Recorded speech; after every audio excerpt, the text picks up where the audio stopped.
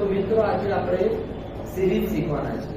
સિરીઝમાં ઘણા બધા ટાઈપ્સ આવે, નંબર સિરીઝ આવે, આલ્ફાબેટ સિરીઝ આવે, જીઓમેટ્રિકલ સિરીઝ આવે, ઘણી બધી સિરીઝ આવે। એમાંથી આપણે આજે નંબર સિરીઝ શીખવાના છીએ। નંબર સિરીઝમાં કેવું હોય કે સૌથી પહેલા તો આપણે બંને વચ્ચેનો તફાવત જોઈ લેવાનો। તમે જોઈ શકો છો આ બંને વચ્ચેનો તફાવત કેટલો છે? 3। આ બંને વચ્ચેનો તફાવત કેટલો છે? 3। આ બંને વચ્ચેનો તફાવત કેટલો છે? 3। તો આપણે 3 3 આગળ ઉમેરતા જઈશું। જેમ કે 11 માં 3 ઉમેરો 14, 14 માં 3 ઉમેરો 17, 17 માં 3 ઉમેરો 20। તે જ રીતે બીજી સિરીઝ 5 માં 5 અને 9 ના વચ્ચેનો તફાવત કેટલો છે? 4। 9 અને 13 નો તફાવત 4, 13 અને 17 નો તફાવત 4। આ રીતે આપણે આગળ વધતા જઈએ।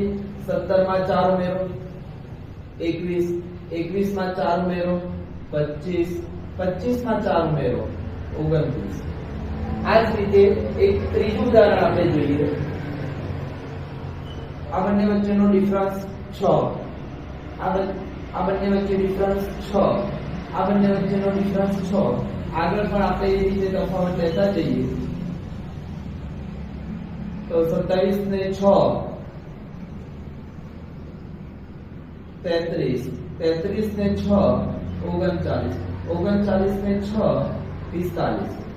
આ જ રીતે મિત્રો આગળની એક સિરીઝ જોઈએ। આ જરા ડિફરન્ટ ટાઈપની સિરીઝ છે। તમે જોઈ શકો છો આનો તફાવત અલગ અલગ આવે છે। જેમ કે 4 અને 6 ના વચ્ચેનો તફાવત 2, 6 અને 9 ના વચ્ચેનો તફાવત 3, 9 અને 13 ના વચ્ચેનો તફાવત 4।